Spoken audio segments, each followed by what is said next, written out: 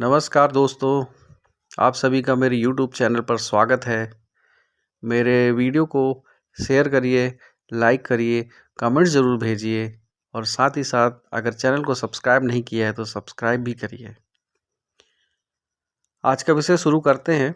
आज का मैंने विषय लिया है स्किन डिसीज़ या त्वचा रोग। आज के समय में आपका सुंदर दिखना, कांतिमय त्वचा होना आपके जीवन को बहुत निखार देता है। हर जगह आपका आत्मविश्वास बढ़ा हुआ रहता है।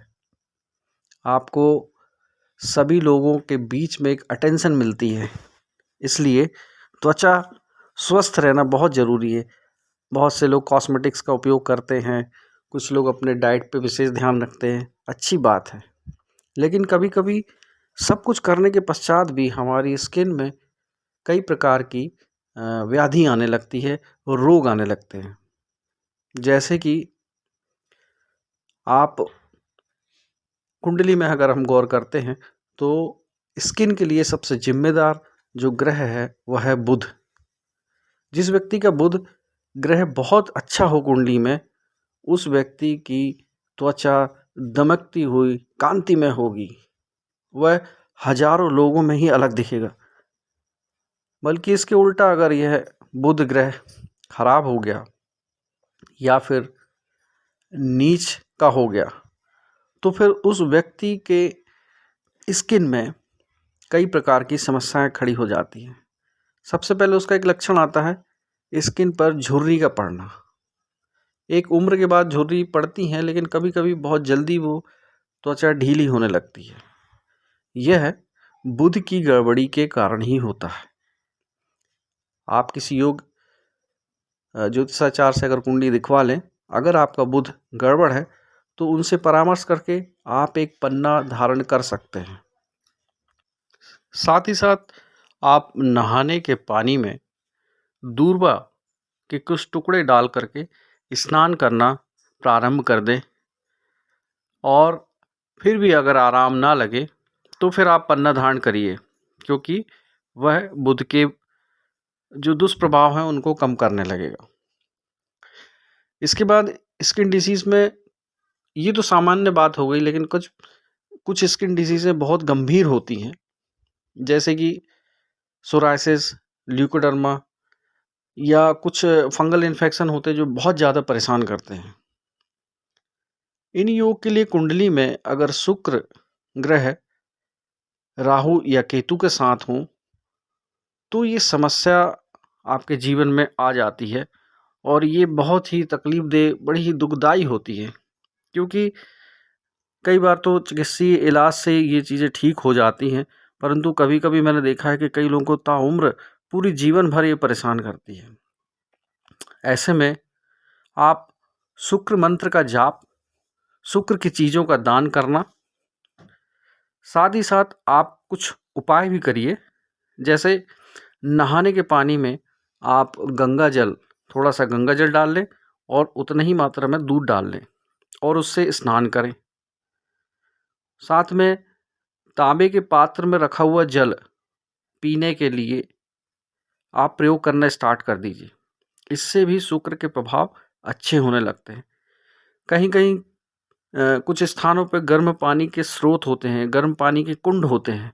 अगर वह आपके घर के आसपास है या आप ऐसे किसी क्षेत्र के बारे में जानते हैं, तो वहाँ जा कर के फागुन में आप ज़रूर जा कर के वहाँ स्नान करिए, क्योंकि उस पानी में गंधक की मात्रा होती है और वह स्किन डिसीज़ को ठीक करने में बहुत मददगार होती। आप डॉक्टर की दवा खाते रहें, साथ ही साथ ये प्रयोग भी करें। अच्छा, यहाँ ध्यान देने वाली एक बात है कि जो लोग कम पानी पीते हैं, उनको भी समस्याएँ होती हैं, क्योंकि बॉडी में जो हमारे टॉक्सिक हैं, जो विष हैं, वो पूरी तरह से बाहर नहीं निकल पाते हैं। तो आप भरपूर पानी पीजिए। और एक और उपाय है कि सप्ताह में 1 दिन आप व्रत रहें। व्रत का मतलब आप भूखे ना रहें। उस दिन आप फल या फल के जूसों का सेवन करते रहें। तो ये आपके विषैले तत्वों को बाहर निकालने लगेगा। साथ ही साथ गौमूत्र, गंगा जल और दूध डाल करके आप स्नान करने लगें। इन गंभीर स्किन डिसीज में, जैसे मैंने बताया सोरायसिस या ल्यूकोडर्मा वगैरह में। साथ ही साथ आप एक रांगे धातु की अंगूठी बनवा करके मध्यमा उंगली में यानी बीच वाली उंगली में आप डाल लीजिए, जो कि आपको रविवार के दिन पहननी है। इसके साथ ही चंद्रमा के साथ में राहु या केतु होने से भी कई लोगों को, अगर वो उस भाव में बैठे हैं जो कि आपके शरीर के लिए जिम्मेदार है, जो आपकी त्वचा के लिए जिम्मेदार है, तो कई लोगों को सफ़ेद दाग की समस्या हो जाती है, या फिर उनकी स्किन बहुत एलर्जिक हो जाती है कि वह साबुन भी लगाएंगे तो उनके हाथों में फफोले पड़ जाते हैं, छाले पड़ जाते हैं। कई लोगों को देखा मैंने, वो मेहंदी भी लगाते हैं तो उनके हाथों में फफोले पड़ने लगते हैं। तो उस अवस्था में आप सबसे पहले तो अपने गले में चांदी की चेन और मध्यमा उंगली में एक चांदी की रिंग धारण कर लें। पहली चीज, ओम चंद्र देवताभ्यो नमः का जाप जरूर करें। सोमवार को शिव जी का दूध और जल से अभिषेक करें। अब इसके उपाय सुन लीजिए। इसमें क्या करिए आप, गौमूत्र, अगर वह छोटी बछिया, जो छोटा बच्चा होता है, छोटी गाय, उसका गौमूत्र ले लें। उसे समान मात्रा में गाय का शुद्ध घी उसमें मिलाएं, और फिर जब आप स्नान करने जाते हैं तो गंगा जल के साथ मिला करके इसे अपनी पूरी स्किन पे लगाएं और उसे धूप दिखाएं, मतलब अपने शरीर को धूप दिखाना है। धूप दिखाने के पश्चात आप आधे घंटे बाद नहा लीजिए। यह प्रयोग अगर कुछ सीमित जगह पे अगर ये आपको दाग हैं, तो आप नहाने के पश्चात इसे लगाकर धूप में थोड़ी देर बैठ जाएं और फिर इसे धोएं ना।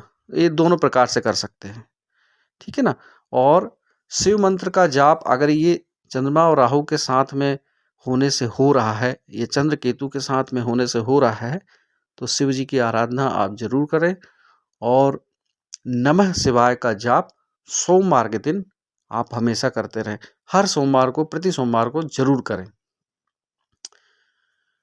जैसे कि अब फागुन महीना आ गया है, तो देखिए आप, होली में हम रंग गुलाल खेलते हैं। आजकल आधुनिक युग है तो सब केमिकल के खेल है, लेकिन पुराने समय में लोग प्राकृतिक रूप से कलर बनाया करते थे। तो इस पे भी एक जनरल, अगर स्किन डिसीज से आप परेशान हो रहे हैं, बार बार वो आ रही है जा रही है, तो आप जो टेसू के फूल ऑरेंज कलर के जो होते हैं वह ले लीजिए।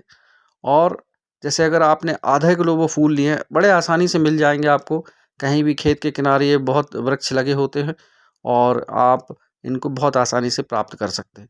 तो आप करिए क्या कि इन फूलों को ले लीजिए। जैसे कि अगर आधा किलो फूल है तो करीबन 4 लीटर पानी में आप इसको बॉईल करिए, उबालिए। जब यह कम से कम 1.5 से 2 लीटर पानी बचे, आधा हो जाए, तो आप इस पानी को किसी भी जो ब्राउन कलर की शीशी होती है, अंबर कलर की शीशी जो होती है, उस पे आप रख लीजिए। ट्रांसपेरेंट में मत रखिएगा, क्योंकि यह सूर्य की रोशनी से प्रतिक्रिया करने लगता है। इसे आप रख लीजिए। जहाँ पर भी आपको स्किन डिसीज हो रही हैं, इस जल को आप उस स्थान पे मलिए और करीबन आधे घंटे तक उसको लगा रहने दीजिए। उसके बाद आप स्नान कर लीजिए। ऐसा करने से वह जो साधारण किस्म के फंगल इन्फेक्शन वगैरह होते हैं वह हट जाते हैं। आशा करता हूँ मेरी ये जानकारी आपको अच्छी लगी होगी, और अगर अच्छी लगी है तो कृपया इसे शेयर जरूर करिए। धन्यवाद। जय जय तारा।